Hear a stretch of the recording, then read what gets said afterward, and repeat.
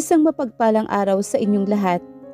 Maraming salamat sa patuloy ninyong pagsubaybay at pagsuporta sa bawat kwentong ibinabahagi ko rito sa mga kwento ni Angelina. Ang inyong suporta at mga komento ay nagbibigay sa akin ng inspirasyon upang magpatuloy sa paglikha ng mga makabuluhang kwento. Sana ay patuloy ninyong samahan si Angelina sa bawat yugto ng kanyang mga kwento.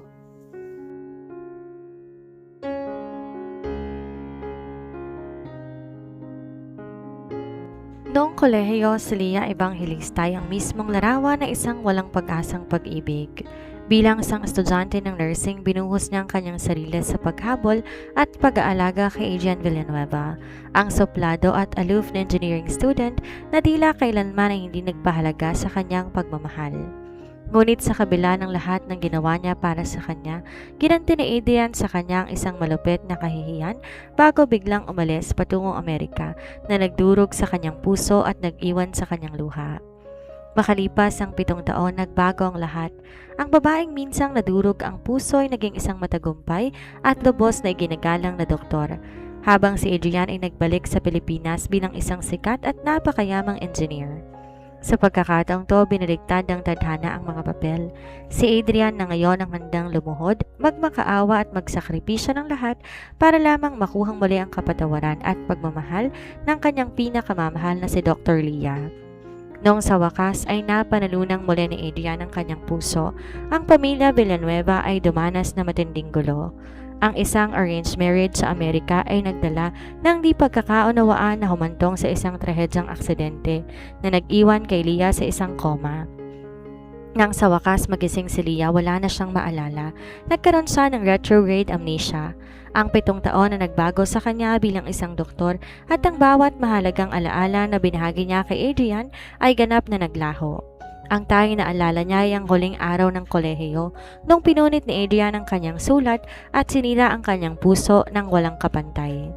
Ngayong natatakot at nagdidilim ang paningin ni Leah sa lalaking nakatayo sa kanyang harapan, paano ipaglalaban ni Adrian ang isang pag-ibig na siya mismo ang unang sumira? Maaari ba na matutong magpatawad ang isang puso kung ang isip ay nananatiling nakakulong sa sakit ng nakaraan? Tahimik ang pribadong silid sa St. Jude Medical Center, ngunit para kay Dr. Leah Evangelista, ang bawat pagtunog ng heart monitor ay parang martilyong tumutuktok sa kanyang dibdib. Pilit niyang ginagalaw ang kanyang mga daliri, ngunit ang tanging nararamdaman niya ay ang manhid na lamig na bumabalot sa kanyang buong katawan. Pagdilat ng kanyang mga mata, puting kisame at ang aming gamot ang sumalubong sa kanya. Ngunit ang pinakamabigat na pasanin ay ang blanko niyang isipan. Isang malawak na kawalan. Sino ako? Nasaan ako? Tanong niya sa kanyang sarili. Bumukas ang pinto, isang matipunong lalaki ang pumasok. Gusot ang mamahaling polo, mugto ang mga mata at nanginginig ang mga labi. May hawak tong bulaklak na agad na naglag sa sahig nang magtama ang kanilang mga paningin. Leah, gising ka na. Basag ang boses ng lalaki sa katahimikan. Humihikbi ito habang mabilis na lumapit at akmang hahawakan ang kanyang kamay. Ngunit sa pagdapo ng balat nito sa kanyang balat, isang matinding boltahe ng takot ang kumawala sa sistema ni Leah. Agad niyang binawi ang kanyang kamay at umatras papalayo. Nandilisik ang mga matang nakatingin sa estranghero. Huwag mo kong hawakan. Nanginginig niyang sigaw. Ang boses ay basag at puno ng pag-aalinlangan. Sino ka? Huwag kang lumapit. Natigilan ang lalaki. Para siyang binagsakan ng langit at lupa. Leah, ako to. Si Adrian, ang asawa mo. Umiling si Leah habang mahigpit na niyakap ang sarili. Ang kanyang hininga ay mabilis at hindi pantay. Sa kanyang isip, ang nakikita niya ay hindi ang magmahal na asawa sa kasalukuyan, kundi ang binatang lumapa sa kanyang damdamin, 7 taon na ang nagdaan. Ang mukha ng lalaking sumira sa kanyang puso sa araw ng kanilang pagtatapos ng kolehiyo. Sinungaling, bulong ni Leah.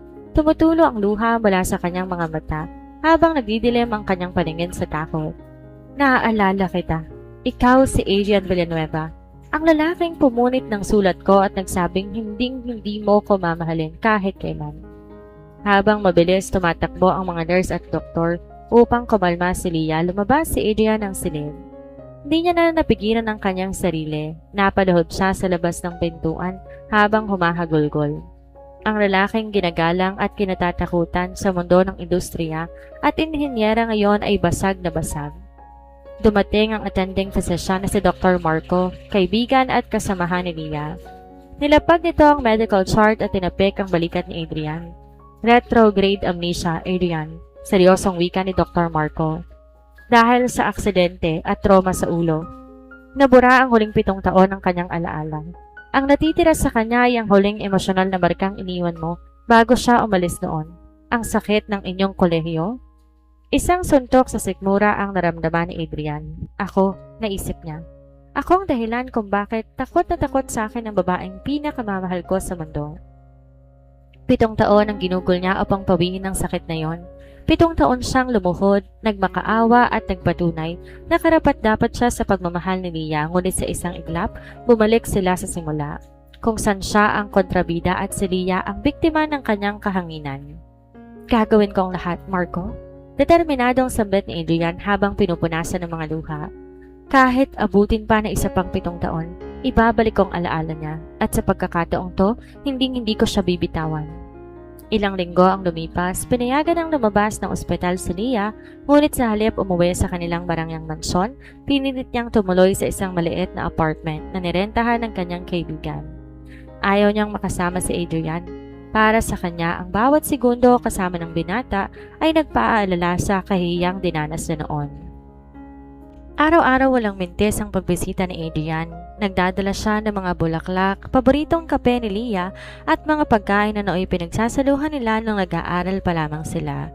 Ngunit madalas nakasara ang pinto o kaya malamig na tingin lamang ang sinasagot ni Leah. Isang hapon, habang nakatayo si Adrian sa labas ng pintuan ng apartment, bitbit ang isang supot ng lugaw, bumukas ito. Lumitaw si Leah, suot ang simpleng damit, malamig ang mukha. Wala kang mapapala rito, Engineer Villanueva? Formal na wika ni Leah. Hindi ko alam kung anong larong pinapasok mo at sinasabi mong asawa kita. Pero wala akong pakialam sa 7 taong nawala sa buhay ko. Ang alam ko lang ikaw ang dahilan kung bakit ayokong magtiwalang muli sa kahit na sino. Leah, pakiusap. Pakinggan mo lang ako sandali. Mahinahong pakiusap ni Adrian, baka sa matinding pagod at lungkot sa kanyang mukha. Ano ba ang pakikinggan ko? Na ikaw ang nagpahirap sa akin noon? O ang katotohanan na hanggang ngayon nandito ka ulit para saktan ako? Bulyaw ni Leah, nanginginig ang boses. Kung may natutunan man ako sa pagising ko, yun ay ang lumayo sa mga katulad mo. Sinara ni Leah ang pinto ng malakas sa mukha ni Adrian. Hindi kumatok ang binata, nanatili siyang nakatayo sa labas, nakasandal sa pader habang tahimik na lumuluha. Alam niya, ito ang kabayaran ng kanyang kahapon, ang anido ng kanyang sariling kalupitan. Hindi sumuko si Adrian. Dahil hindi siya papapasukin ni Leah sa loob, nag-iwan siya ng isang lumang kahon sa tapat ng pintuan ng sumunod na araw. Nang buksan ni Leah ang pinto at makita ang kahon, nag-atubilin pa siya bago ito hinila papasok. Binuksan niya ito ng may pag-iingat. Bumungad sa kanya ang mga lumang litrato, mga resibo ng kape mula sa campus canteen at isang makapal na kwaderno. Nang buklatin niya ang kwaderno, nakilala niya ang kanyang sariling sulat kamay. Ito ang kanyang tala-arawan ng kolehiyo. Araw ng mga puso, 2019. Basa ni Leah sa unang pahina. Sana dumating ang araw na mapansin din ni Adrian ang pagod ko. Kahit suplado siya, alam ko may kabutihan ang puso niya. Patuloy niyang binabasa ang mga pahina at doon niya nasaksihan ang ebolusyon ng kanyang damdamin at ang unti-unting pagbabago ni Adrian. May mga pahina kung saan kinuwento kung paano siyang binigyan ng payo ni Adrian nang umuulan, kung paano siya binantayan na magkasakit siya sa library at ang mga panahong sabay silang nagpuyat para sa board exams. Ngunit ang pinakahuling pahina ang nagpakabog ng kanyang dibdib. Sulat yon ni Adrian, nakasingit sa gitna ng kwaderno, may petsa ilang taon nang nakakaraan bago siya nagising sa koma. Leah, kung mababasa mo man to at dumating ang araw na makalimutan mo ko, patawarin mo ko. Hinding-hindi ko mapapatawad ang sarili ko sa ginawa ko sa iyo noon sa kolehiyo. Ikaw ang nagbigay liwanag sa madilim kong mundo, at kung kailangan kong tuhugin ang apoy para lang muling makita ang ngiti sa mukha mo ngayon, gagawin ko. Mahal na mahal kita, noon, ngayon at magpakailanman. Nabitawan ni Leah ang kwaderno, nanlalabong kanyang paningin habang pilit pinoproseso ng kanyang isip ang lalaking nagmamakaawa sa labas at ang lalaking umiibig sa kanya ng lubos sa mga nakalipas na taon. Habang abala si Adrian sa pag-asam ng kapatawaran ni Leah, may panibagong unos na namumuo sa loob ng kanilang mga pangalan. Ang pamilya Villanueva ay nakaharap sa isang malaking krisis sa negosyo at sa kanilang reputasyon. Si Victoria Villanueva, ang matapang at mapanuyang ina ni Adrian, nagpatawag na isang lihim na pagpupulong sa kanilang mansyon. Kasama ng dating kasintahan ni Adrian sa Amerika na si Catherine, ang babaeng dahilan ng arranged marriage noon na nagdulot ng malasakit ng gulo at aksidente. Hindi ko hahayaan na masira ng hamak na doktor na yon ang pangalan ng pamilya natin, Adrian. Galit na sabi ni Victoria ng gabing yon habang kaharap ang anak. Bumalik na ang alaala niya o hindi, ang babaeng yon ang malas sa pamilya natin. Mariing tumingin si Adrian sa kanyang ina. Si Leah ang asawa ko, ma. At kung may sumira man sa pamilyang to, hindi si Leah, kundi ang sarili nating maling desisyon at kasakiman. Huwag mo kong labanan, Adrian, sigaw ni Catherine na sumingit sa usapan. Nakalimutan mo na ba kung bakit nangyari ang aksidente? Dahil pilit kang tumakas sa Amerika para balikan siya. Pinaglalaroan ka lang ng babaeng yon. Tumahimik ka, Catherine, bulyaw ni Adrian. Ang kanyang kamao ay nanginginig sa galit. Wala kang alam sa pagmamahalan namin ni Leah. At kung akala niyo matatakot niyo ako para hiwalayan siya, nagkakamali kayo. Handang mawala sa akin lahat ng kayamanan ng pamilyang to, wag lang si Leah. Di alam ni Adrian.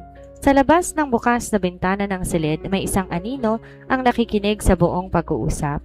Si Leah, na nagpa siyang pumunta sa mansyon upang ibalik ang kwaderno, ay narinig ang bawat salita. Nanlalamig ang buong katawan ni Leah habang pinoproseso ng kanyang utak ang mga narinig. Ang aksidente, ang pagkakoma niya ay hindi basta isang trahedya lamang. Ito ay bunga ng digmaan sa pagitan ng pamilya Villanueva at ng kanyang presensya sa buhay ni Adrian. Tumakbo palayo si Leah sa malaking tarangkahan ng mansyon, humahagulgol habang bumubuhos ang ulan sa lansangan. Ang mga imahe ng nakaraan nagsimulang magsalubong sa kanyang isip. Ang mukha ni Adrian sa ospital, ang mga luha nito, ang sulat sa kwaderno at ang galit ng ina nito. Agad na naramdaman ni Adrian ang presensya sa labas. Hinabol niya si Leah habang tawag-tawag ang pangalan nito sa gitna ng ulan. Leah! Leah, sandali! Sigaw ni Adrian nang maabutan niya to sa waiting shed, ilang bloke ang layo mula sa mansyon. Marahas na hinawi ni Leah ang kamay ni Adrian nang hawakan siya nito sa braso. Nakatingin siya rito ng may halong galit, sakit at pagkaawa. Kaya pala, basag ang boses ni Leah habang umiiyak sa ilalim ng ulan. Kaya pala gano'n na lamang ang takot ng pamilya mo sa akin. Kaya pala may aksidente dahil hindi nila matanggap ng isang tulad ko, pinili ng isang tulad mo. Leah, pakinggan mo ko. Lumuluhang lumapit si Adrian, basang-basa rin sa ulan. Walang halaga sa akin ng pamilya ko kung ang kapalit nito ay ikaw. Iniwan ko lahat para sa'yo. Ang aksidente ngayon hindi ko sinasadya. Kasalanan ko kung ba't ka napunta sa bingit ng kamatayan. Tama ka, tumango si Leah habang pumapatak ang mga luhang hinaluan ng ulan sa kanyang mukha. Kasalanan mo. Kung hindi mo ako sinaktan noon, kung hindi mo ako pinilit pumasok sa mundong to, sana masaya lang akong doktor sa isang simpleng buhay. Hindi na kailangan danasin ng ganitong klase ng takot. Leah, wag na nating ituloy to, Adrian. Pabulong ngunit mariing wika ni Leah. Palayain mo na ako at palalayain ko ng sarili ko sa'yo. Kinabukasan, nagising ang buong St. Jude Medical Center sa isang balita. Si Dr. Leah Evangelista ay naghain ng leave of absence at nagsumite ng aplikasyon para sa isang medical mission sa malalayong probinsya sa Mindanao. Nang marinig to ni Adrian sa kanyang opisina, agad niyang ibinagsak ang mga dokumentong hawak at tumakbo patungo sa ospital, ngunit huli na ang lahat. Ang silid ni Leah bakanteng-bakanteng naghihintay at ang tanging iniwan nito ay isang puting sobre sa ibabaw ng mesa. Nanginginig ang mga kamay ni Adrian nang buksan niya ang sobre. Isang simpleng sulat ang nakasulat. Adrian, salamat sa kwaderno. Nakita ko ang pagpapursige ng Adrian na hindi ko nakilala noon. Pero sa ngayon, kailangan ko munang hanapin ang sarili ko. Ang alaala ko maaaring nawala. Pero ang sakit ng nakaraan at bigat ng kasalukuyan, masyadong mabigat para dalhin dito. Huwag mo kong sundan. Bigyan mo tayo ng katahimikan. Leah. Isang malakas sa sigaw ng pagluluksa ang kumawala sa dibdib ni Adrian. Nawala na naman si Leah sa kanyang mga kamay. Ngunit sa pagkakataong to, alam niyang hindi galit ang nagtulak kay Leah, kundi ang pagnanais na makahinga mula sa gulo ng mundong ginagalawan niya. Hindi nagpatinag si Adrian. Binaba niya ang kanyang posisyon bilang CEO sa kanilang kumpanya. Pinagkatiwala ang pamamahala sa iba at piniling tahakin ng landas patungo sa probinsya kung saan naroroon si Leah. Hindi bilang isang mayamang inhenyero, kundi bilang isang simpleng lalaki na handang magsimulang muli mula sa simula.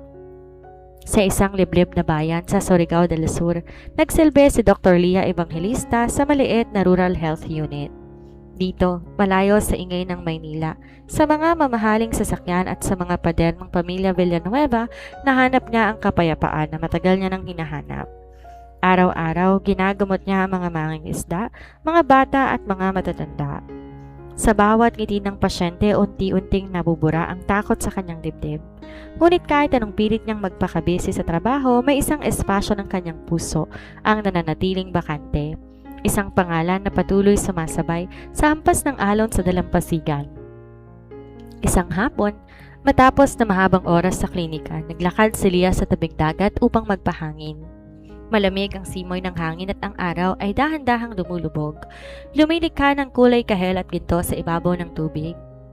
Habang nakatanaw sa malayo, naramdaman niya ang yabag na isang tao sa buhanginan. Hindi siya lumingon dahil akala niya isa lang yon sa mga taga roon. Maganda ang tanawin dito, hindi ba? Isang pamilyar, malalim at maamong boses ang tumagos sa kanyang pandinig. Nanigas si Leah sa kanyang kinatatayuan. Dahan-dahan siyang lumingon at doon niya nakita si Adrian. Wala nang mamahaling polo at sapatos ng isang sikat na inhenyero. Ang suot nito isang simpleng puting t-shirt, kupas na maong at bakas sa muka ang pagod ng biyahe at ang payat ng katawan dahil sa paghahanap sa kanya.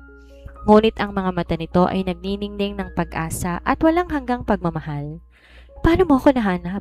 tanong ni Leah. Nanginginig ang boses habang pilit pinapanatili ang distansya at ang mga matang bahagyang nanlalamig. Bagamat pinagtaksila ng mabilis na pagtibok ng kanyang dibdib.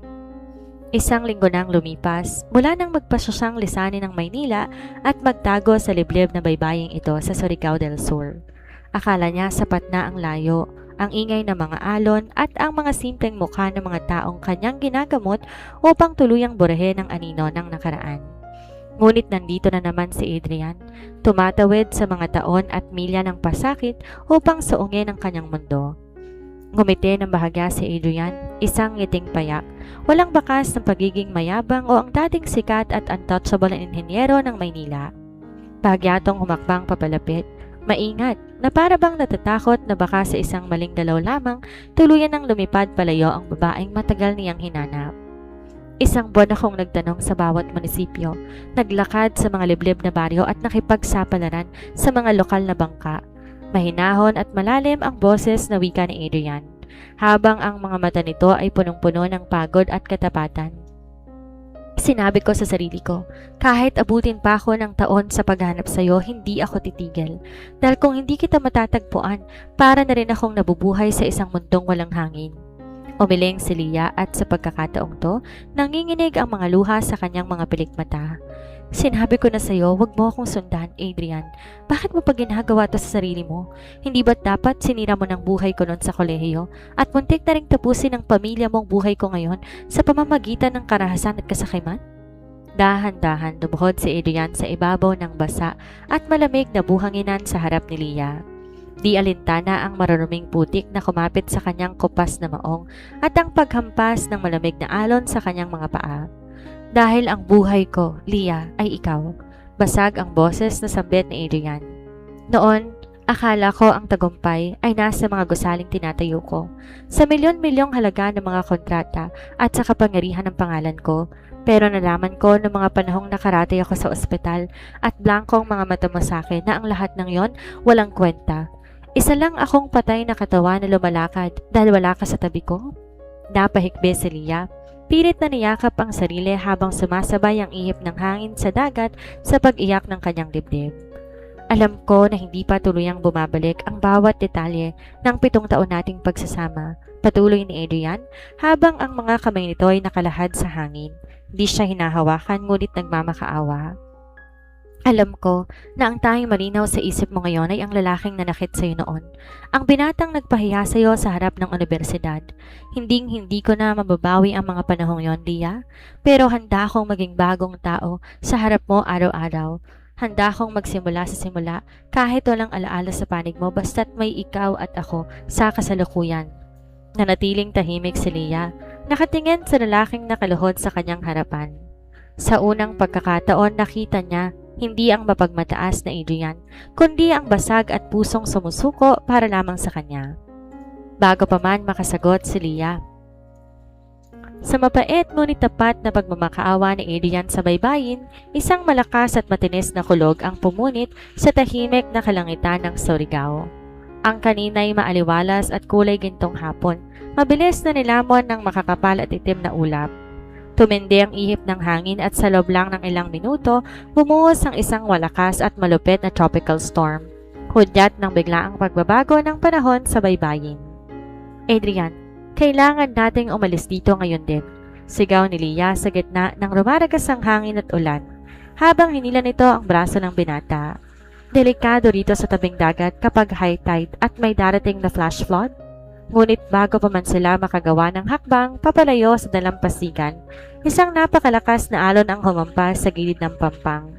Tinangay ang ilang bahagi ng makitid na daan pabalik sa baryo at binuwal ang isang malaking puno ng niyog na tuluyang humarang sa kanilang tanging daanan. Nag-iba ang mukha ng paligid, naging madalim, mabato at puno ng panganib. "Lia!" sigaw ni Adrian nang mapansin na natabunan ng mabibigat na sanga, putik at mga bato ang direksyon kung saan sila dumaan. Agad niyang hinila si Lia papalayo sa tumataas na tubig dagat at isinilong to sa ilalim ng isang matibay na kubol ng mga mangingisda malapit sa mga batuhan. Sa gitna ng rumaragasang ulan, kadiliman at pag-aalala, may isang mabilis na imahe ang biglang kumislap sa isip ni Lia. Hindi ito ang unang beses na iniligtas siya ni Adrian mula sa bingit ng kapahamakan.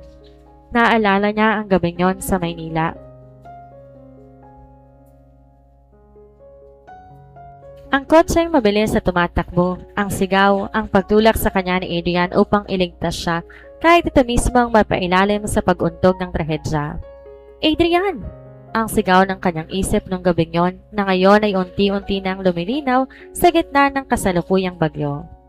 Nang makasilong sila sa ilalim ng kubol, napansin ni Lia na nagdurugo ang braso ni Adrian dahil sa pag-aalis ng mabigat na sanga ng niyog kanina para lamang siya maprotektahan.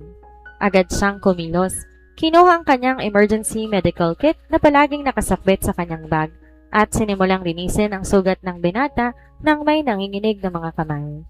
"Bakit mo ginawa yon?" Mahigpit at nanginginig ang boses ni Lia habang nilalagyan ng gamot ang sugat nito.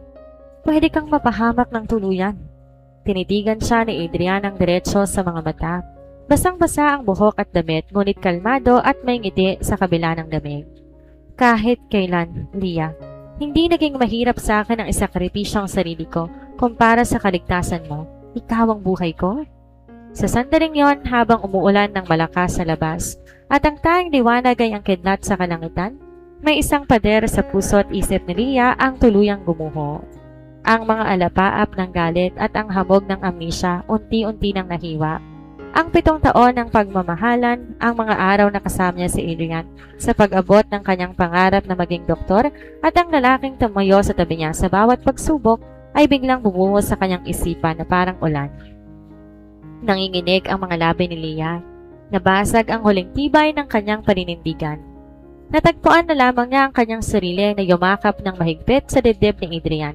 Humahagulhol habang sinisigaw ang pangalan ng lalaking matagal niyang pinagkaita ng kapatawaran. Matapos ang malagim na gabi ng bagyo at ang paggumuho ng huling pader sa pagitan nila, ang bukang liwayway sa Surigao del Sur ay nagdala ng isang napakalinis at mapayapang simula. Ang mga alon ang humahampas kahapon ay pinalitan ng banay na simoy ng hangin at nang ginanta ang sikat ng araw na tumatagos sa mga dahon ng niyog. Sa loob ng maliit na kubol, dahan-dahang minulat ni Lia ang kanyang mga mata. Naramdaman niya ang init ng bisig na nakapulupot sa kanyang bewang. Si Adrian nabasa pa rin ang damit at nanginginig sa lamig dahil sa magdamag na pagbabantay sa kanya Habang natutulog siya na mahimbing ay nakatingin sa kanya nang may labis na pag-aalala at pagmamahal. Gising ka na, bati ni Adrian. Ang boses ay rehas na rehas at rehas sa pagod ngunit may halang pag-asa. Masama bang pakiramdam mo? Sumasakit bang ulo mo dahil sa lamig kagabi?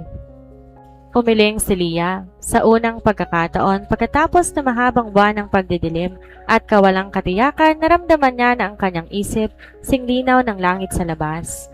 Ang piraso ng kanyang nakaraan, ang mga araw ng pag-aaral nila sa medikal na eskwelahan, ang mga tawanan, ang mga pangarap na binuo nila bago pa man dumating ang laso ng pamilya Villanueva at ang kanilang sariling mga pagkakamali ay buong-buong bumalik sa kanyang alaala. Naalala ko na, bulong ni Leah. Ang mga mata ay nagniningning sa luha habang nakatitig ng diretsyo sa mga mata ni Adrian. Naalala ko ng lahat, Adrian. Pati mga panahong ikaw pa ang kasangga ko bago ka naging estranghero. Napatigil si Adrian. Ang paghinga nito para naging yelo sa loob ng ilang segundo bago tuluyang bumuhos ang mga luha sa kanyang mga mata. Mga luhang dulot ng di mapigilang kaluwagan. Leah, totoo ba? Naaalala mo na ako? Naalala ko kung paano mo ako pinagsilbihan nung panahong wala kaming pera para sa tuition ko. Patuloy ni Leah habang dahan-dahang inabot ng kanyang nanginginig na kamay ang pisngi ni Adrian at pinunasan ng mga luha nito. Naalala ko kung paano mo sinakripisyo ang pangalan mo para lang itaguyod ang pangarap ko. Pero naalala ko rin ang sakit ng pagbabago mo nang hawakan ka na ng pamilya mo sa leeg. Hinawakan ni Adrian ang kamay ni Leah na nakadampi sa kanyang mukha at mariintong hinalikan sa palad. Hinding-hindi ko nahahayaan na mangyari ulit yon, Leah.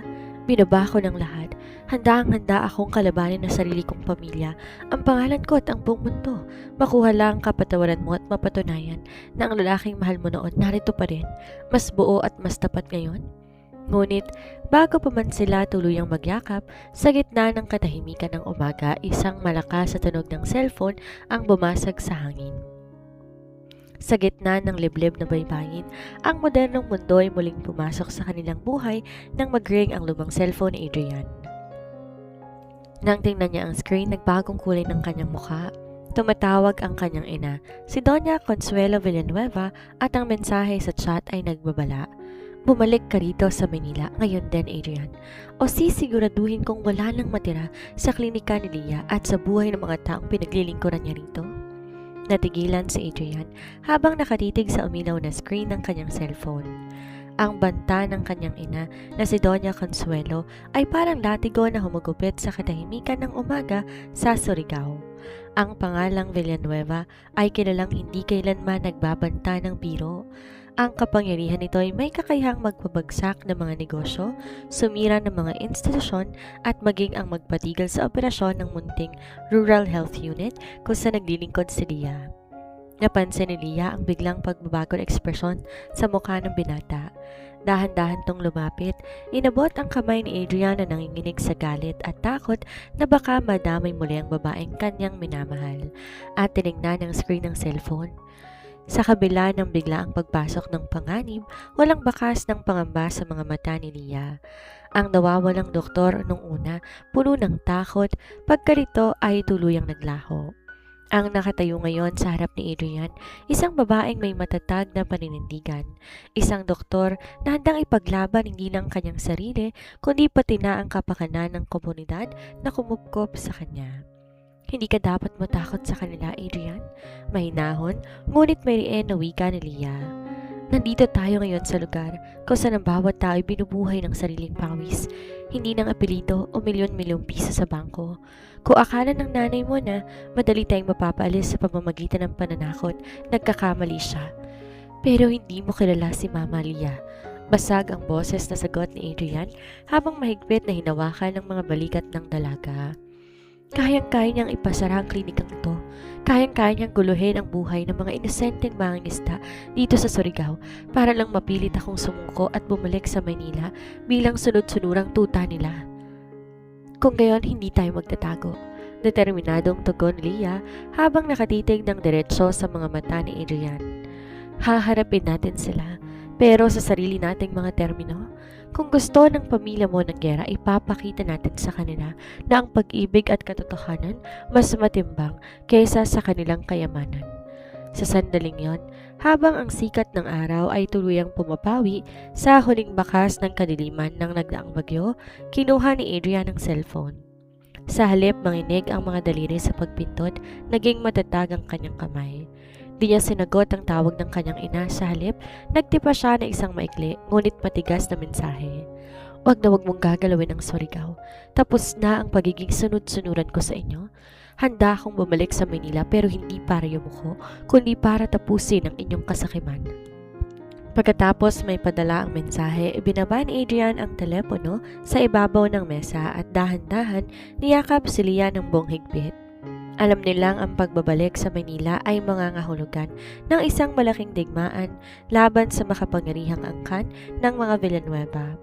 Ngunit sa unang pagkakataon, di na sila nag-iisa sa pagharap sa bukas. Ang eroplano mula Butuan patungo Maynila ay lumapag sa Ninoy Aquino International Airport, bit-bit ang dalawang puso na handang sumabak sa digmaan. Wala ng takot at pangamba na naramdaman ni Leah nung una siyang lumipad palayo. Sa tabi niya, si Adrian ay hindi na ang sunod-sunurang tagapagmana ng pamilya Villanueva, kundi isang lalaking nag-iba ang pananaw sa buhay. May matigas na mukha at matatag na paninindigan ipagtanggol ang babaeng kanyang minamahal hanggang sa huling hininga. Pagkababa pa lamang nila ng paliparan, isang convoy ng mga itim na SUV ang naghihintay sa labas ng VIP exit. Ilang armadong tauhan na nakasuot ng formal na barong ang lumapit, hindi upang batiin sila, kundi upang harangan ang kanilang daan. Ngunit bago pa man makapagsalita ang isa sa mga ito, bumukas ang pinto ng pinakagitnang sasakyan at lumitaw si Doña Consuelo Villanueva. Matatag, nakasuot ng mamahaling alahas at malamig ang mga matang tumingin kay Leah na parabang isa tong maruming insekto na sumira sa malinis na carpet ng kanilang pamilya. Akala ko ba nagtinu ka na, Adrian? Malamig at may halong panunuya na bungad ng matanda habang nakatingin sa kanyang anak. Bago binalingan ng tingin si Dr. Leah Evangelista. At ikaw naman, doktora, mukhang hindi ka pa nadala sa nangyari noon. Sadyang matigas ang ulo mo? O sadya mo lang talagang gustong lumapit sa hukay na ginuhit ko para sa'yo? Hindi nagpatinag si Leah. Humakbang siya papalapit kay Doña Consuelo, tuwid ang likod at walang bahid ng takot ang mukha. Hindi po ako pumunta rito para makipag-away sa isang taong ang tayong alam ay yumuko sa kapangyarihan ng pera, Doña Consuelo. Nandito kami para linisin ang pangalan ko at para sabihin sa inyo na tapos na ang mga araw na kaya ninyong diktahan ang mga buhay namin. Tumawa ng pagak ang matanda. Isang tawa na walang kasamang saya kung hindi purong lason. Linisin ang pangalan? Sa tingin mo ba maniniwala ang publiko sa isang dukhang doktor laban sa buong pangalang Villanueva? Kaya mong sirain ang sarili mo, Leah, pero huwag mong idamay ang buong kinabukasan ng anak ko. Huminga na malalim si Adrian. Nilagay ang isang kamay sa likod ni Leah bilang pagpapakita ng walang pasabaling suporta at tumingin ng diretsyo sa mata ng kanyang ina. Hindi niya dinadamay ang kinabukasan ko, Ma. Siya ang bumubuo nito.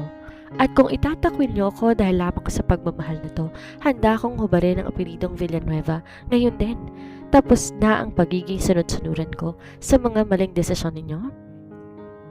Ang mga salitang yon parang isang malakas sa sampal na umalingaw sa tahimik na bahagi ng paliparan.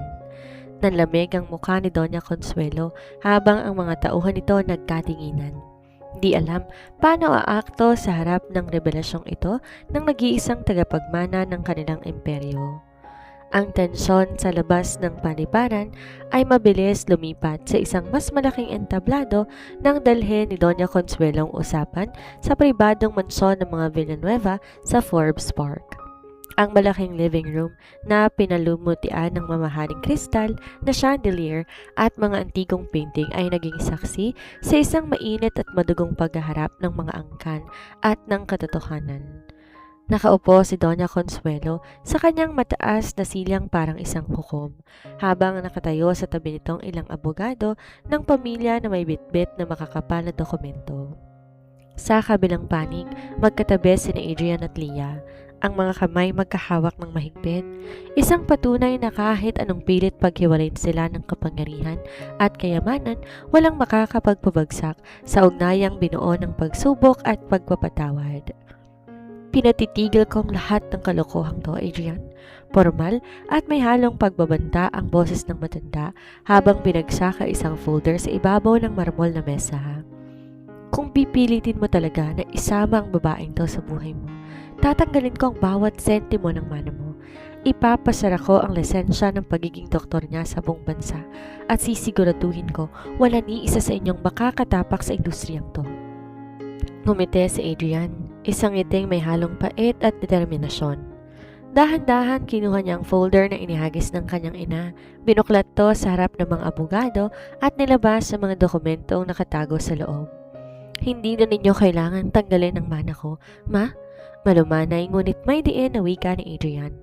Dahil kusa ko ng sinusuko ang bawat bahagi ng kumpanya at ang pangalang Villanueva. At tungkol sa mga banta nyo laban kay Leah, tingnan muna ninyo ang laman ng isa pang sobrang hawak ko. Nilapag ni Adrian sa mesa ang isang flash drive at ang mga kopya at kontrata ng bank statements na nagpapatunay ng aksidente ni Leah 7 taon nang nakakaraan ay hindi isang simpleng trahedya kundi isang planadong pagtatangkang ipapatay siya sa utos ng pamilya Villanueva upang maprotektahan ang reputasyon ng kanilang pangalan sa isang palpak na kasunduan sa negosyo noon.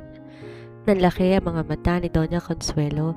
Ang dating malamig at mayabang na mukha nito biglang namutla. Ang mga abogado sa tabi nito ay nagkatinginan ng may takot sa mata nang malamang ang ebidensya ng kanilang korupsyon at krimen ay nasa kamay na ngayon ng batas at nakaschedule ng ilabas sa media kinabukasan kung sakaling may mangyaring masama kina Leah at Adrian. Saan mo nakuha ang mga yon? Nanginginig na tanong ng matanda. Nawalan na ng lakas ang boses habang nakatingin sa sariling anak. Sa loob ng 7 taon, binulag ninyo ko sa kapangyarihan at kasinungalingan, sagot ni Adrian habang mahigpit na hinawakan ang kamay ni Leah. Pero ngayon, tapos na ang laro ninyo.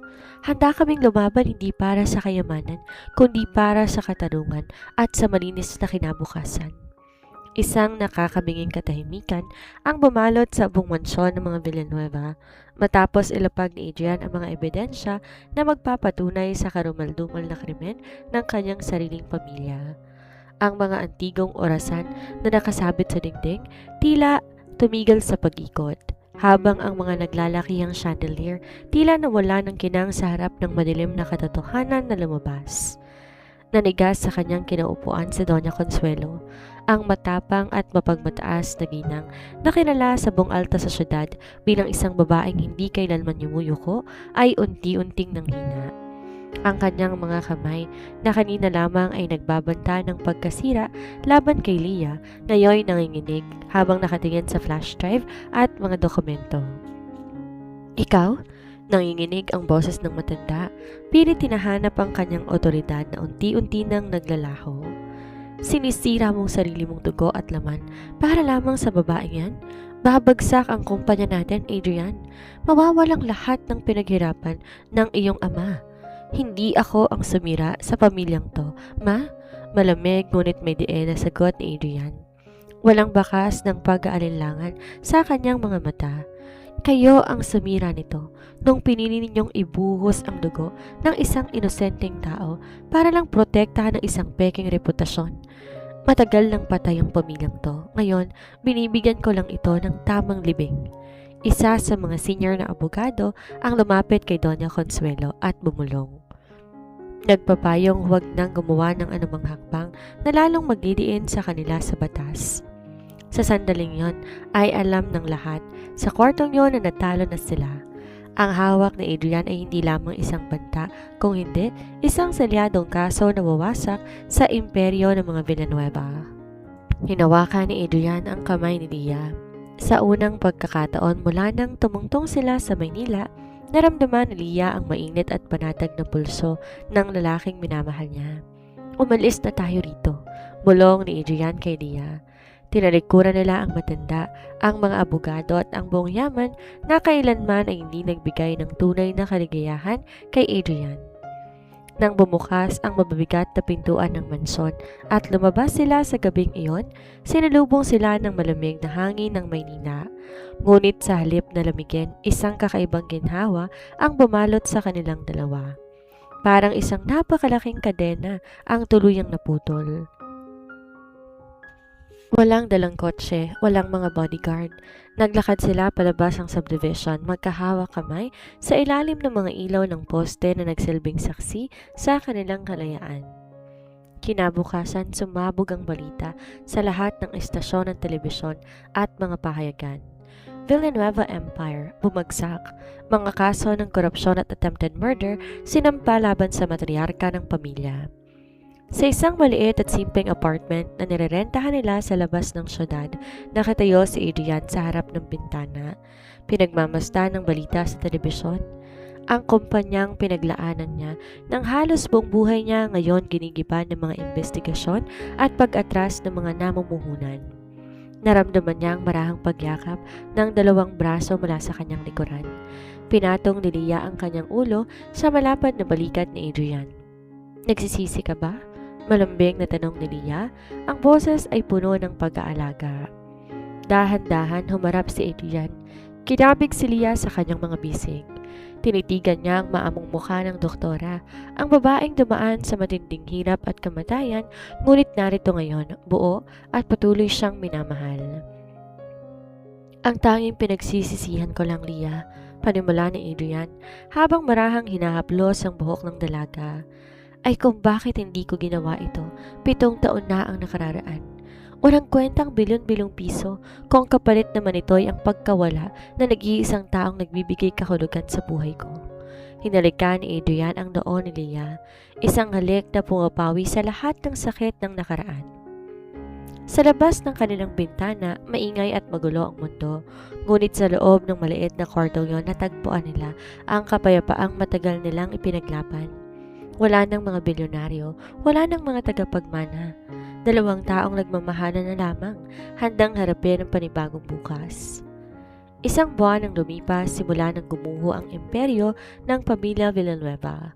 Ang dating magara at kinatatakutang pangalan sa mundo ng negosyo ay tuluyang naging abo kasabay ng pagkakadakip kay Doña Consuelo at sa mga kasabot nitong opisyal habang sinusubukang tumakas palabas ng bansa.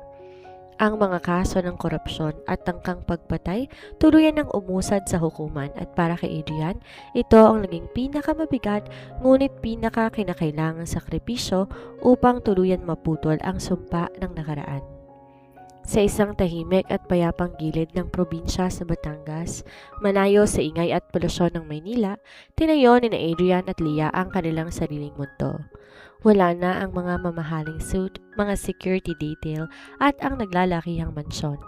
Ang tanging natira sa kanila ay isang simpleng puting bahay na malapit sa dalampasigan kung saan bawat umaga sinasalubong ng simoy ng hangin at ng huni ng mga ibon.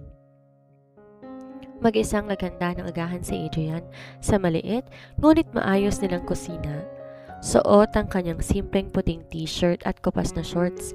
Tinimpla niya ang kape habang pinapanood si Leah na abala sa pag-aayos ng mga kagamitang medikal para sa muling pagbubukas ng kanilang sariling community clinic. Isang proyektong pinagsaluhan nilang itayo gamit ang natitirang malinis na ipon ni Adrian mula sa kanyang mga sariling proyekto bilang isang simpleng inyero noon. Malapit na bang maluto ang kape, Engineer Villanueva? Nakangiting tanong ni Leah habang lumapit to mula sa likuran at niyakap ang bewang ng binata. Siniksik ang kanyang ulo sa matigas na balikat nito. Lumingon si Adrian, binaba ang hawak na tasa at buong pusong niyakap ang kasintahan. Kitang-kita sa mukha ni Adrian ang kapayapaan na kailanman ay hindi niya naranasan noong mga panong hawak pa niya ang bilyon-bilyong piso ng kanyang pamilya. Para sa'yo, Doktora Evangelista, kahit anong oras ay handa na? Nakangiting sagot ni Adrian bago to marahang hinalikan sa tuktok ng ulo. Anda ka na ba sa unang araw ng ating klinika? Marami na raw naghihintay na pasyente sa labas. Tumango si Leah, ang mga matay nagniningning sa labis na kagalakan at katuparan. Oo naman, Dito wala tayong kinatatakutang apelido. Walang mga taong manghuhusga o pipigil sa atin. Ang tanging mahalaga ay ang pagtulong sa kapwa at ang pagmamahal natin sa isa't isa. Pagkatapos mag-agahan, sabay silang lumabas ng kanilang munting tahanan. Sinalubong sila ng sikat ng araw na tumatagos sa malinis na daanan patungo sa kanilang bagong klinika, kung saan ang isang simpleng karatula ay nakasabit, Evangelista Villanueva Medical Clinic. Sa pagbukas ng mga pintuan ng klinika, sinimulan nila ang pagpapagaling, hindi lamang sa mga taong lumalapit sa kanila, kung hindi pati na rin sa kanilang sariling mga puso na minsan ang nasugatan. Walang nangyari, kundi ang simula ng isang mahaba, tahimik at wagas na pagmamahalan. Isang patunay na sa dulo ng lahat ng bagyo at ng unos, ang pag-ibig na tapat ay may tapang lumaban, ang siyang laging mananaig. 5 taon ang lumipas matapos ang pagguho ng lumang mundo ni Adrian at Leah sa Maynila, ang dating simpleng puting bahay at munting klinika sa baybay ng Batangas ay lumayo na ngayon. Hindi lamang sa laki, kundi pati na rin sa dami ng mga buhay na kanilang natutulungan at napagaling. Ngunit sa kabila ng pag-unlad at pagkilala sa kanilang dedikasyon sa medisina na natiling payak, tapat at puno ng pagmamahal ang kanilang araw-araw na pamumuhay. Isang hapon, habang ang araw ay dahan-dahang lumulubog sa abot tanaw at lumilika ng mga kulay ginto at kahel sa ibabaw ng dagat, naglakad si Dr. Leah Evangelista patungo sa dalampasigan. Suot niya ang isang simpleng puting bestida na sumasayaw sa banayad na simoy ng hangin, habang ang kanyang mga mata ay nakatanaw sa pamilyar na figura ng isang lalaki na naghihintay sa kanya sa tabi ng tubig. Wala nang mukha ng pag-aalala at takot. Si Adrian ganap ng masaya.